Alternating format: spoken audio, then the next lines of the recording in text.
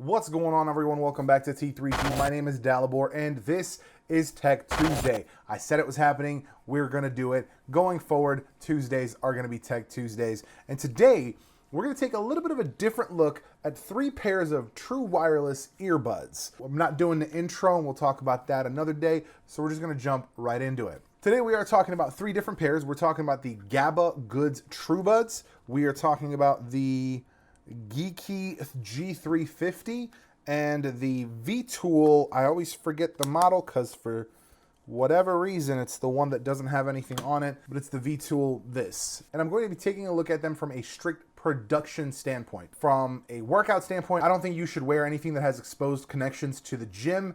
There's just obvious reasons why, so I don't see a reason to talk about them in the gym. I'm not going to talk about distance and range because in our use case, we are not talking about using it anywhere away from the device you're working on. Maybe if you're at the coffee shop and you're going to walk away from your laptop for a moment, but otherwise you're not really going to be away from the device you're going to be working on, so we're not going to be really going into that as well. And I will be going into call quality. I'm really looking at these as headphones and just kind of the practicality of each single one of them. I'm going to start here at the bottom because these are the oldest ones. And I say at the bottom because these are my least favorite of the 3 for a couple reasons. One, this is a huge case. I mean, comparatively, this is an enormous, it's 1.5 times the size of that one. It was 1.5 times the size of both of those. And it's an enormous case. They are bigger earbuds as well, but I will say due to the kind of construction they have, which is mostly plastic, they don't really feel that heavy. They are very easy on the ears. They pop in pretty easily without much effort. They come out of the case without much effort. And they've got the little hook on the back, which allows you kind of a firm and secure placement.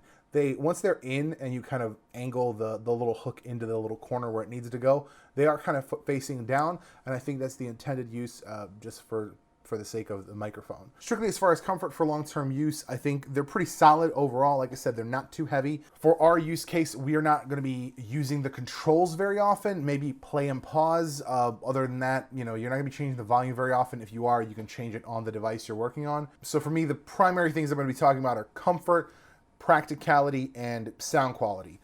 Overall, across the 3 of them, they have pretty comparable sound quality, so none of them really stands out in that arena. None of them's like, oh, that's the one. But I think when you kind of put all the little pieces together, I think you'll figure out which one is going to work best for you. For practicality, we're going to look at a couple things, but one is going to be pairing, of course. All 3 share the same kind of formula. The 2 earbuds pair to each other first, and then you're going to pair them to whatever device you're pairing to. Pretty much they all do that the same way. You turn both of them on, they pair, they find each other, and then you will see them as available in pairing mode on the device you're trying to connect to. Once you have them paired to your device, they will pair to each other and then instantly connect to your device. So pretty convenient as far as that practicality. In terms of charging, it is a little different for 2 of the 3 of them. For the Gabba and the Veatool, you do have to turn on the charging, whereas for the Geekee, it seems like they just charge when you plug them in, or they charge while they're,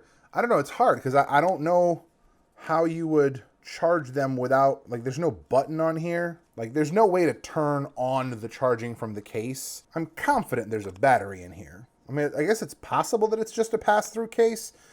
I don't rely on the cases for charging, so realistically, I would be charging the whole thing as it is.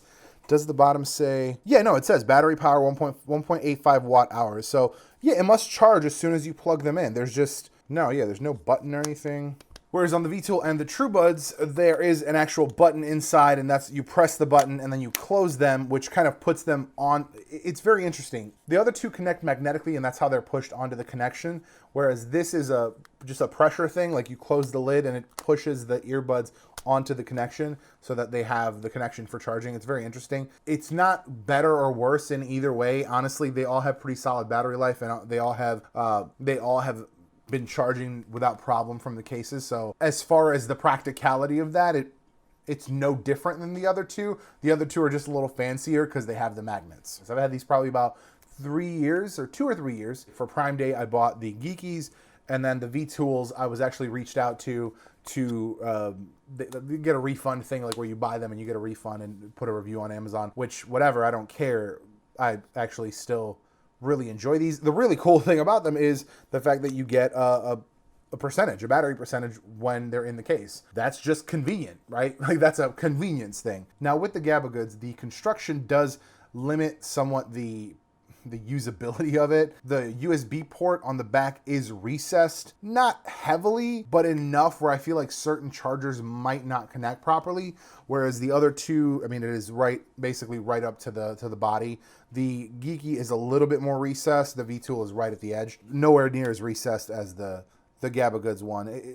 When I've charged it a few times, I felt like it didn't charge at all. And I don't know if that was due to the cable or just the fact that it didn't go in the right way. Now, these all have kind of pairings together. So the Veatool is the one that does not have the little hook. They just pop out. And I will say, of the three, they're kind of the hardest to pop out. Like you gotta dig into this hole on the side, and they have no hook, so they just kind of pop into your ear. And while yes, it is still like, you know, sitting in your ear canal, it just for some reason to me doesn't feel as secure. But I still have not had any cause to think that they would fall out. In fact, they're all pretty much the same amount of sturdiness when you shake your head and all that stuff. They all won't move at all. Now, like I said, these two, the Veatool and the Geekee, both lock in magnetically. So that's just super nice. It pops into place. The Geekee also has, because it has the hooks, it has another kind of spot to guide the connection. I will say the Veatool it is possible to drop it in and it not pair, like not hit the charger. It's not convenient, but it's pretty easy to kind of guide it into place. It's just not, it won't hit every time the first time, whereas the other two, you pretty much can't miss. Again, practicality, just little dials that are moving up and down as to which one is going to be better for you. Back to the Truebuds, something that I did notice is that once you put them in the case, they do not disconnect. So even if you close the case, they are still running. So that's definitely a downer, and that's really the cincher as to why they're my least favorite of the three.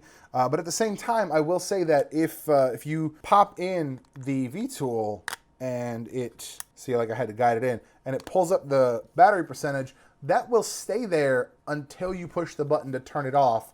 And that's basically just as bad because, yeah, it does disconnect from your phone, but then it's just going to show the battery reading until it dies, I guess, because it's using the battery, right? So it doesn't make sense to me. Whereas the Geekees, when you put them in, they disconnect. And like I said, they charge until they're done because there's no charging indicator on them that they're charging from the case. Whereas both of the other two do have an indicator that they're charging because you have to push a button to turn it on. Battery life on all of them, incredible. Like I said, for me, it doesn't particularly matter. I'm going to be charging whenever I go and whenever I use them. But if you are going to be using them on the go, yeah, the battery life is pretty solid, honestly. They're not discharging. They're not just randomly discharging, which, you know, at $40, some stuff does. Consumer products at the $40 price range are not known for their, you know, construction and for their battery longevity and things like that. So I think it is worth noting that the battery life is pretty significant in standby. They've all been on standby for more than a month without any problem. So I think it is worth mentioning the battery life. Now, one other thing I wanted to talk about with all of these is noise canceling. Inherently, as earbuds, they have an element of noise isolation, I guess they call it now. The terminology is getting beyond me at this point, but when they're in your ear, the Veatool and the Geekee both do a great job with noise isolation. The Gabba, again, I think just due to the construction, they're not as solid. They are plastic, so they're going to allow more through, but it's nowhere near like distraction level. You can be in a busy cafe and you'll hear like noise. I don't think you'd be able to hear a conversation. So overall, for production's sake, for sitting down at a laptop on the go or even a desktop, working on a project, they're all pretty solid. I will say the most comfortable of the three, and I think it is just because of the weight, is the Gabba. Yeah, they're plastic. For an overall practicality, I think my pick of the three would be the Geekee. I think those are going to be the ones that I'm going to be using the most. It has the magnetic locking. It is guided, so I really like. It's in the right spot. Like I don't have to worry about it. Like out and in, and it's in the right spot. I'm not worried about it. Whereas, you know, with the Veatool, it is like, hey, it's harder. Like, it's hard. It just doesn't, you don't have the grip. It's kind of a weird thing. But then, like, it's in, but like it's not in the right. Now it is. Like, you got to guide it in. And that's just not practical. If you're picking up shop and you're like, all right, I'm done with my work, I'm going to pack up my stuff and then let me put these headphones away. Let me angle them. It's just like, I know it's seconds, but it's annoying. Whereas you could just, for the same price point, buy something that you don't have to do that with. And like I said, I like having the ear hooks, so it makes me feel like they're more secure. That's just a personal thing again, but that's just me. And I like the fact that I don't have to worry about if I turned off a button. Like, they charge when they need to charge, and then they're charged. And yeah, I will be charging them regardless. But if I need that feature, if I am on the go and I'm like, hey, Pocket, do I need to push a button to charge them from the case? No, they're just going to do it. They're going to stay charged. I think an overall best out of these three is definitely the Geekee G350. Of course, everything's linked down below, affiliate links if you do want to check these out. I appreciate you helping the channel out, but I did want to talk about these. I've had them for a while, and I like that I got to frame them in this production standpoint, where the things that matter are really centric to the actual production, where you're going to be sitting in a place, you're not walking around, you're not moving around, it's not the gym. Again, please don't wear these to the gym. I just do not believe in wearing anything with exposed contacts to the gym where they're going to get sweaty. Water and electricity don't mix. It's going to be the last time I say it, I swear. That's going to be it for this one. It's our first filmmaking-centric tech review, Tech Tuesday of the year. It's also the first Tech Tuesday of the year. So welcome to 2020. Thank you for watching, and I'll see you tomorrow.